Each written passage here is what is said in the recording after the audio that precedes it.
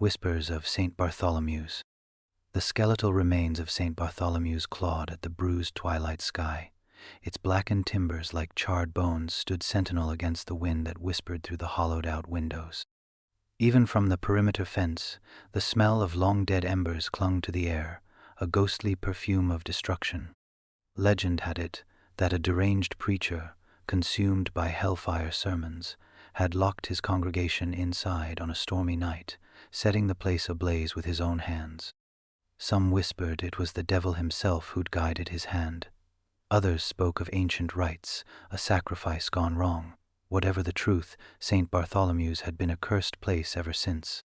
Maya shivered, pulling her worn denim jacket tighter, not from the cold, but from a thrill that prickled her skin like static. "Can you feel it?" She breathed, her eyes, usually bright with mischief, now wide and dark with a strange reverence. "The energy, it's still here." Jake scoffed, kicking a loose stone. "Energy? Maya, it's just a burnt-out building, a testament to bad architecture and even worse, fire safety." He was all bravado, a shield against the creeping unease he undoubtedly felt. Beside him, Chloe fidgeted, her gaze darting nervously between the crumbling church and the encroaching shadows. Liam, ever the stoic one, simply observed, his face unreadable in the fading light. Maya ignored Jake, her attention fixed on the church's gaping entrance. "They say you can still hear the screams on certain nights, feel the heat of the flames licking at your skin." "Right," Jake said, rolling his eyes. "And I suppose you believe all that nonsense?" "I believe that something happened here," Maya countered, her voice softer now, almost reverent. "Something terrible, and that leaves a mark." The silence stretched, broken only by the rustling of leaves and the distant hoot of an owl. Chloe shivered again, pulling her hood up. "Okay, creepy story time is over, right? Can we just go?" A slow smile spread across Maya's face. "Unless," she began, her voice laced with a mischievous glint, "unless someone wants to prove that it's all just nonsense." Jake bristled. "Prove it how?" Maya pointed towards the church. "Spend an hour inside, alone, at midnight." Chloe gasped. "Are you insane? No way." Liam remained silent, his gaze still fixed on the church. Jake, however, was already puffing out his chest. "An hour? That's it? I could sleep in there." "All right, tough guy," Maya said, her smile widening. "But there's a catch. No phones, no flashlights. Just you, St. Bartholomew's, and all its energy." Jake hesitated for a fraction of a second, the bravado momentarily faltering. But Maya's challenging gaze and Chloe's wide-eyed fear were enough to solidify his resolve. "Deal," he said, extending his hand. Maya shook it, her grip surprisingly firm. "Midnight it is, and if you chicken out, you owe us all a week of doing our chores." Jake grinned, the unease seemingly forgotten. "Wouldn't dream of it. Prepare to be doing my laundry for the next month." He clapped Liam on the shoulder. "You'll keep her honest, right, Liam?" Liam nodded, his expression still unreadable. As they turned to leave, Maya lingered, her eyes drawn back to the looming silhouette of St. Bartholomew's.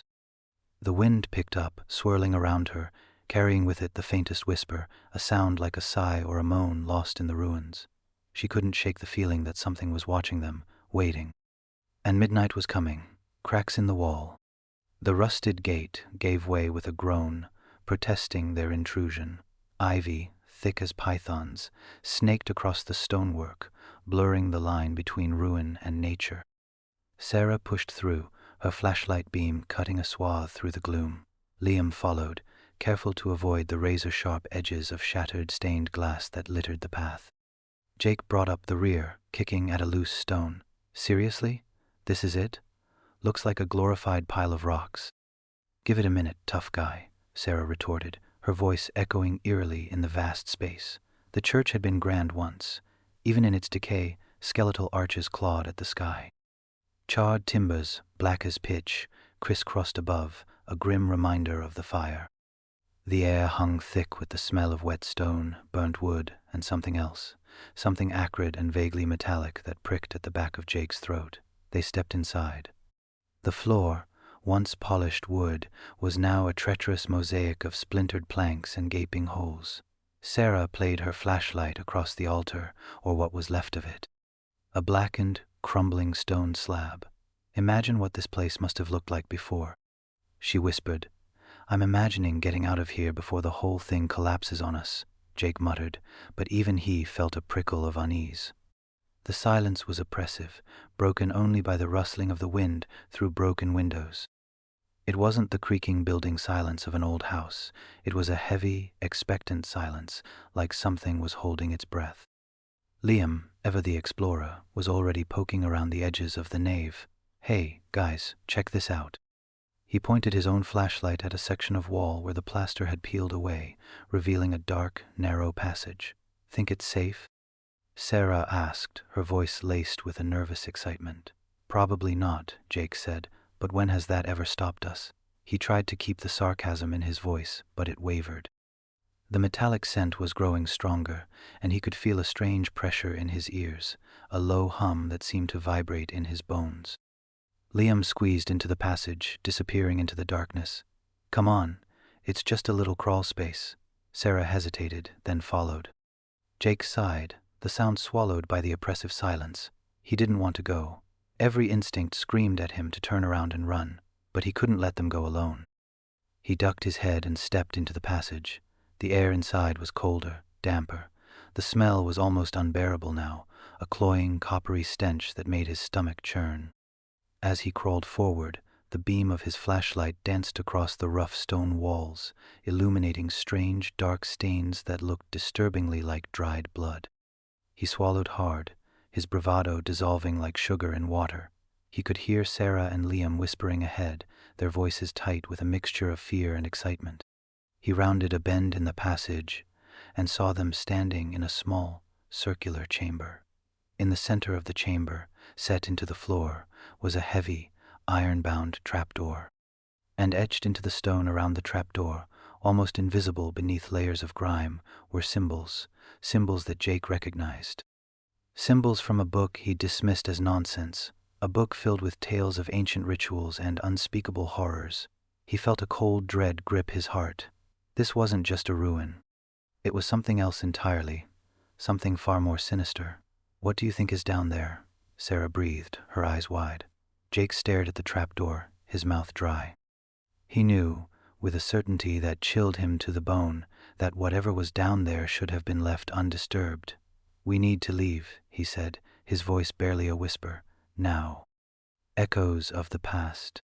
Sunbeams, fractured by the jagged remains of stained glass, illuminated swirling particles.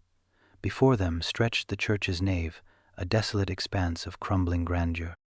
Pews lay overturned like toppled gravestones, their once gleaming surfaces obscured by layers of dirt. The air was thick with a musty odor of decay, laced with a sharp, coppery tang that made Liam's sinuses tingle. "Classy," Ben quipped, his flashlight beam jittering erratically across the vast space. Maya, however, seemed captivated. With a quiet reverence, she ran her fingers over the warped wood of a lectern.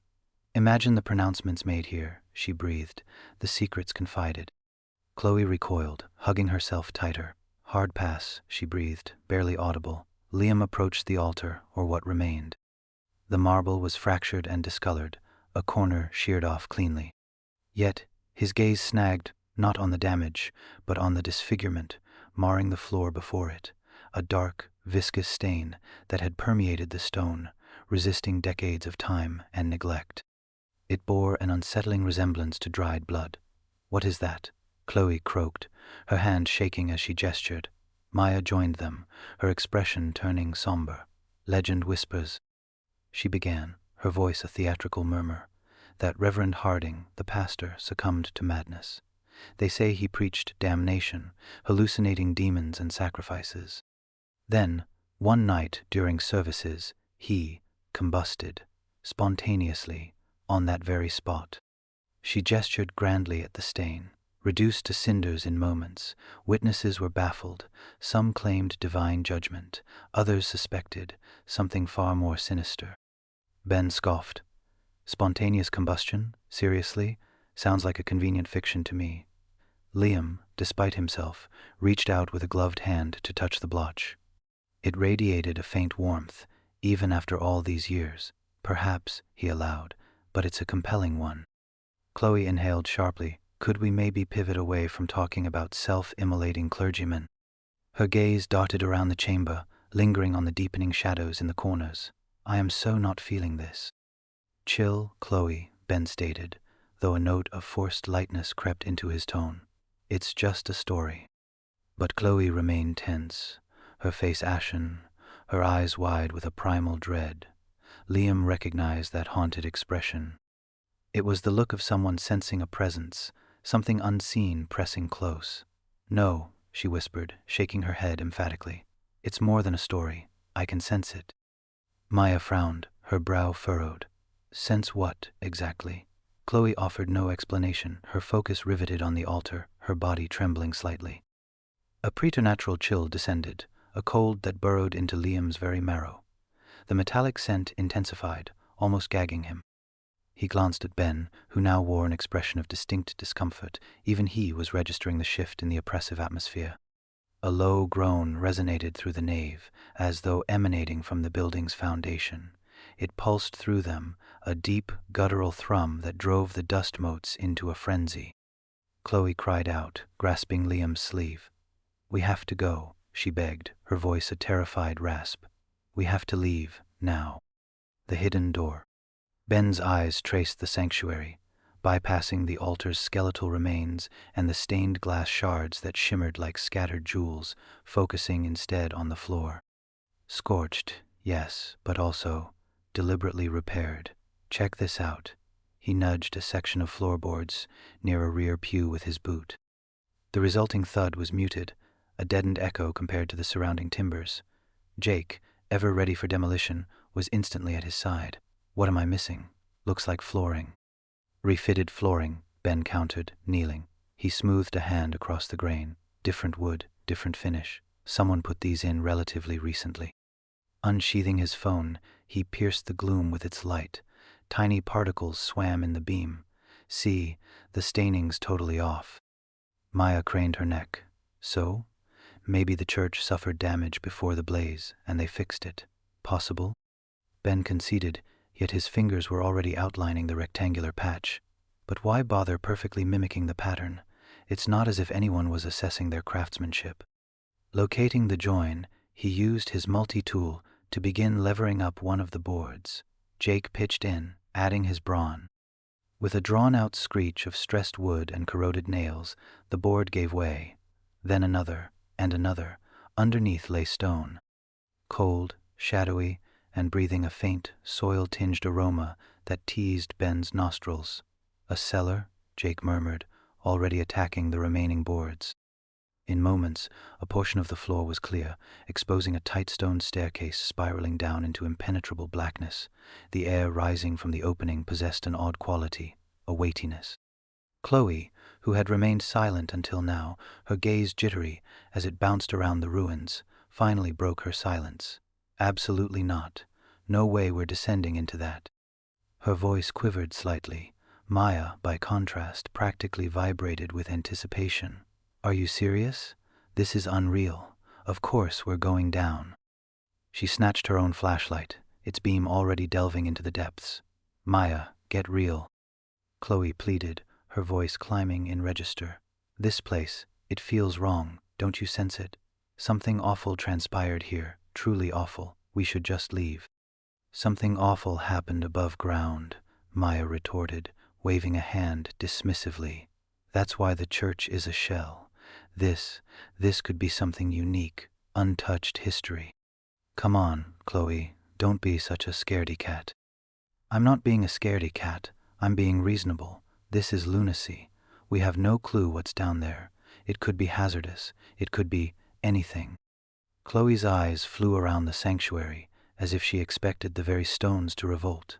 Ben, torn between Maya's thirst for adventure and Chloe's palpable apprehension, attempted to mediate. Okay, everyone, let's just pause. Chloe has a valid point. We are in the dark about what awaits us, but Maya's right too. This is a potentially major discovery. He glanced down at the dark maw. I suggest we at least take a quick look, just to assess the situation. A quick look? Chloe echoed, her voice dripping with incredulity. That's what they invariably utter in those movies just prior to total disaster. She folded her arms, adopting a stubbornly resistant stance. I'm staying right here, and I'm not budging until you both surface, or until dawn, whichever happens first. Descent into darkness. Liam gripped the flickering lantern tighter, its weak beam swallowed by the oppressive darkness yawning before them. Dust motes danced in the light, a silent, swirling ballet of decay. The first step was slick with moisture, the cold stone sending a shiver through the soles of his worn boots. He glanced back at Maya and Ben, their faces pale and etched with apprehension. Even Zara, usually brimming with bravado, looked uncertain. "Ready?" he asked, his voice a low rasp. Maya swallowed hard. "As I'll ever be." One by one, they descended. The staircase was narrow, cut roughly into the earth, the stones uneven and treacherous. Each step echoed in the confined space, amplifying the silence between them. The air grew noticeably colder, clinging to their skin like a damp shroud. A musty odor, thick with the scent of mildew and something else, something faintly metallic, filled their nostrils. Liam thought of old blood. "Anyone else feel like we're being watched?" Ben muttered, his eyes darting nervously into the shadows clinging to the damp walls. "Just your imagination," Zara said, though her voice lacked its usual conviction. She kept her hand pressed against the wall, as if needing the reassurance of solid stone. Deeper they went. The lantern light struggled to penetrate the gloom, revealing only a few feet of the descending steps. The weight of the earth pressed in on them, a suffocating presence. The air grew heavier, harder to breathe. Liam felt a prickling sensation on the back of his neck, a primal instinct screaming at him to turn back. Finally, the staircase ended. Before them stood a door. Not the grand, ornate door one might expect in a church, but a crude, utilitarian thing fashioned from thick planks of wood reinforced with rusting iron bands. The metal was pitted and scarred, stained a deep, unsettling brown. A heavy padlock, its shackle thick with corrosion, secured the door. But it wasn't the lock that caught Liam's attention. It was the scratching. A faint, almost imperceptible scratching sound emanated from behind the door, a rhythmic scraping that sent a jolt of pure terror through him. It was the sound of something trying to get out. He held his breath, listening intently. The scratching stopped. Then, a low growl, guttural and menacing, vibrated through the wood. It was close, too close. Liam stumbled backward, bumping into Maya. The lantern shook in his hand, casting wild, dancing shadows on the door. "Did you hear that?" he whispered, his voice trembling. Maya's eyes were wide with fear. Hear what? But Ben and Zara had heard it too. Their faces were ashen, their breaths coming in ragged gasps. The growl came again, louder this time, followed by a series of furious, desperate scratches. The door rattled in its frame. "We need to get out of here," Liam said, his voice barely a whisper. He turned to flee, but Zara grabbed his arm. "Wait," she said, her voice surprisingly steady. "We came this far." She reached into her backpack and pulled out a heavy crowbar. The scratching intensified, the growls turning into a series of enraged snarls. "Zara, no," Liam protested, but she ignored him. With a grunt, she wedged the crowbar into the rusted hasp that secured the padlock. The metal groaned in protest. The scratching grew frantic, a cacophony of scraping claws and guttural roars. Then, with a sickening snap, the hasp broke, the unholy chamber. The rusted iron hinges screamed in protest as Leo wrestled the basement door open. A gust of stale, earthy air rushed out, carrying with it the scent of mildew and something else, something indefinably ancient. Below them, a narrow stone staircase descended into darkness. Maya flicked on her phone's flashlight, the beam cutting through the gloom to reveal a surprisingly intact basement. "Whoa," breathed Chloe, stepping forward. "It's like the fire never even touched it." Unlike the charred remains of the church above, this space was remarkably preserved. Dust lay thick on every surface, coating shelves crammed with leather-bound books, strange artifacts, and unsettling artwork. Symbols, unlike any they'd ever seen, were etched into the stone floor and walls. "What is this place?" Liam asked, his voice hushed with a mixture of awe and unease. "Let's find out," Leo said, already halfway down the stairs, his bravado seemingly unaffected by the oppressive atmosphere. The others followed, their footsteps echoing in the silence. The air grew colder with each step, a tangible chill that settled deep in their bones. At the bottom of the stairs, they spread out, their flashlights dancing across the bizarre collection. Along one wall stood a massive bookshelf, its shelves sagging under the weight of countless volumes. Their titles were mostly unreadable, obscured by dust and time, but Maya managed to make out a few. De Vermis Mysterious, The Book of Abon, titles that sent a shiver down her spine. Even without knowing their contents. Creepy reading list, she muttered, pulling her jacket tighter. In the center of the room, an altar constructed of dark, polished stone dominated the space. Intricate carvings adorned its surface, depicting grotesque figures and scenes of ritualistic sacrifice. A tarnished silver chalice sat on top, filled with what looked like dried, blackened blood. Liam recoiled. Okay, this is officially messed up. Suddenly, a low hum filled the air, so subtle at first they almost didn't notice it. It vibrated through the floor, rising in pitch and intensity until it resonated in their chests. The dust motes dancing in the flashlight beams began to swirl faster, creating miniature vortexes in the air. "What's that sound?" Chloe whispered, her eyes wide with fear. Then, the symbols etched into the floor began to glow. A faint, ethereal light emanated from the grooves, outlining the strange, angular shapes. The light pulsed in rhythm with the humming, casting eerie shadows that danced across the walls. Leo, who had been examining one of the artifacts on the altar, froze. "Did you guys see that?" The air crackled with an unseen energy. The temperature plummeted, and a wave of nausea washed over them. The hum intensified, becoming a deafening drone that threatened to shatter their eardrums. Panic flared in Maya's chest. "We need to get out of here." As if in response, the door at the top of the stairs slammed shut with a resounding boom, plunging them into near darkness.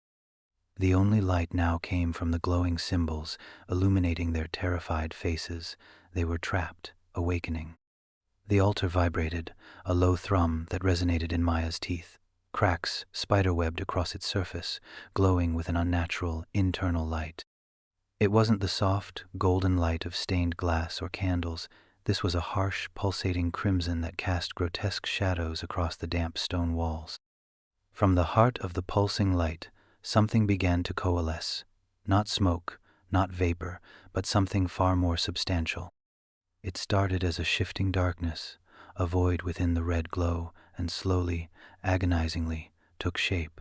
A hand, impossibly long and skeletal, clawed its way out of the altar's surface. Then another. They gripped the edges, knuckles bone-white against the pulsating red. Liam gasped, stumbling backward into Ben, who cursed under his breath. The bravado he'd worn earlier completely evaporated. Sarah squeezed Maya's hand so hard her knuckles ached. The shadowy figure pulled itself further into existence. It was vaguely humanoid, but distorted, stretched, and elongated in ways that defied natural anatomy. Its limbs were too thin, its torso too broad. Tattered remnants of what might have once been robes clung to its form, blackened and charred, whispering like dead leaves in a non-existent wind. And then there were the eyes. 2 pinpricks of pure, incandescent rage. They burned with an ancient fury, fixing on each of them in turn, lingering for a moment on Maya, before finally settling on Ben. They were not the eyes of a man or even a demon, but something older, something far more malevolent.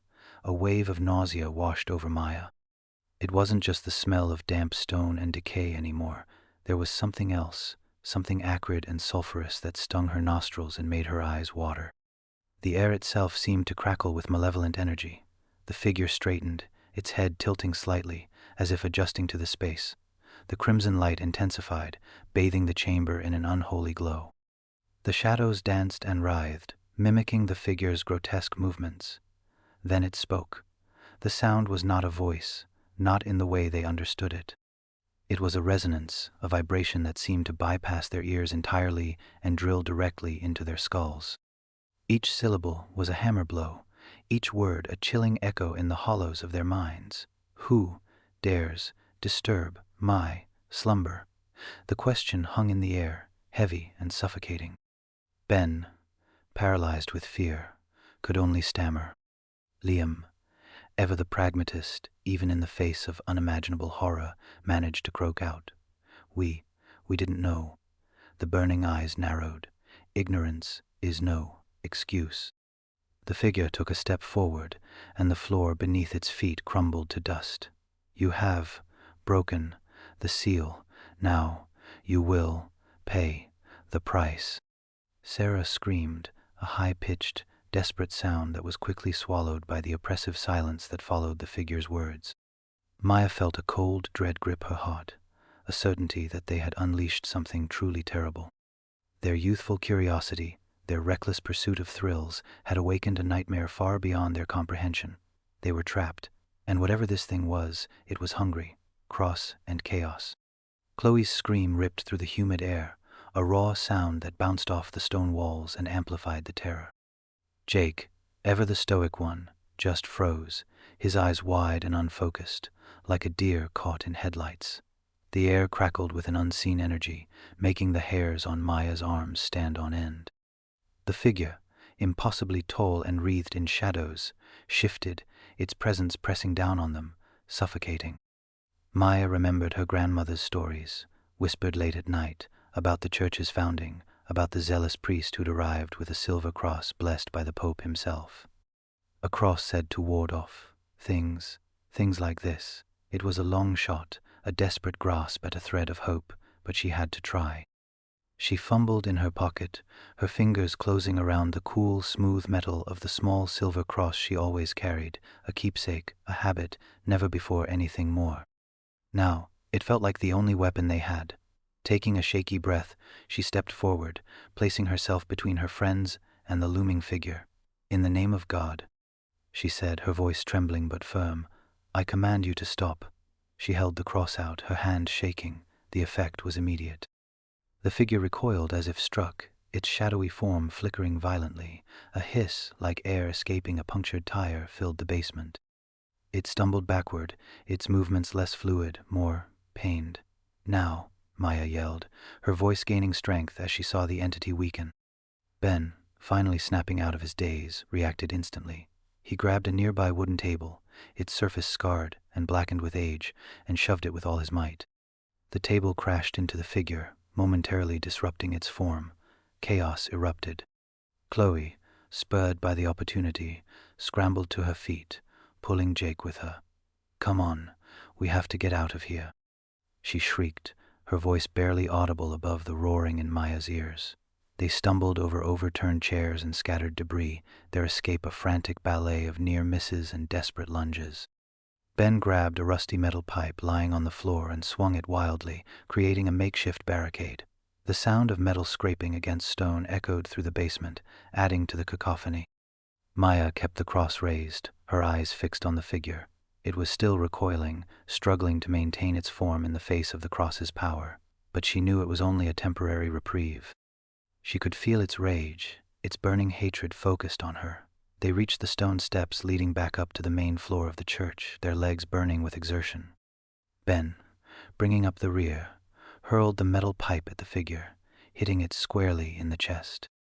The entity roared, a sound that seemed to vibrate the very foundations of the church. "Go, go," Ben yelled, pushing Maya forward. He scrambled up the steps after her, his face pale but determined.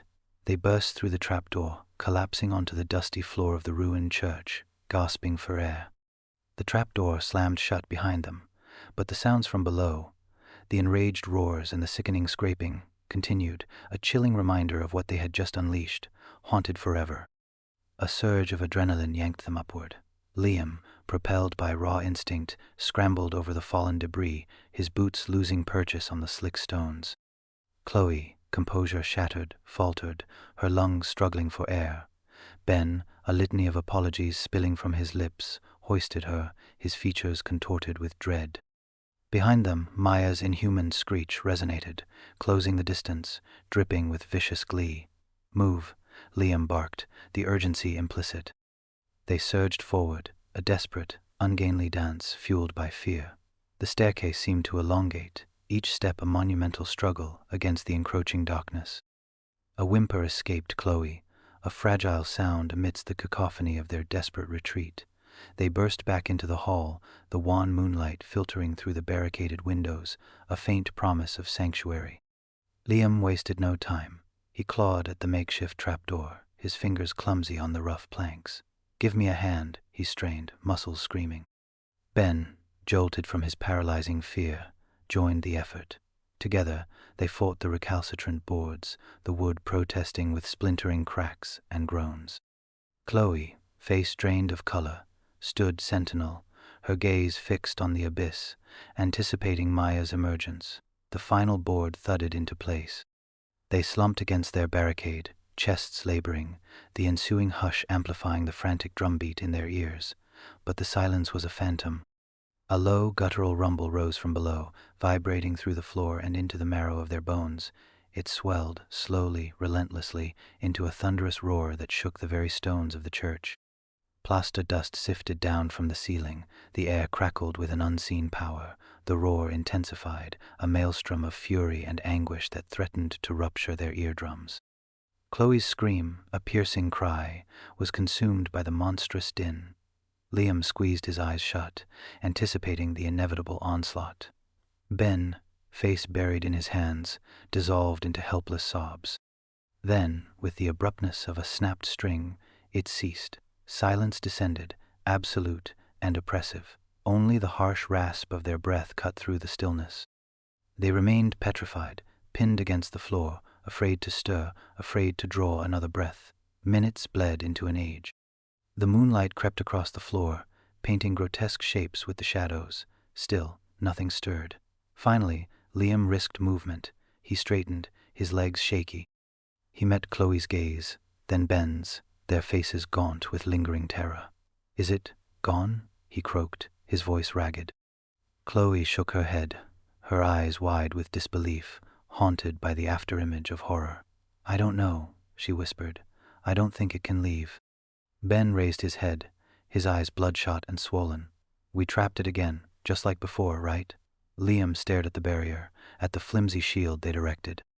It was a pathetic defense against such primal malevolence. He knew, with a certainty that settled like ice in his veins, that they hadn't escaped. They had merely bought themselves a reprieve. They were alive, perhaps, but they were also prisoners.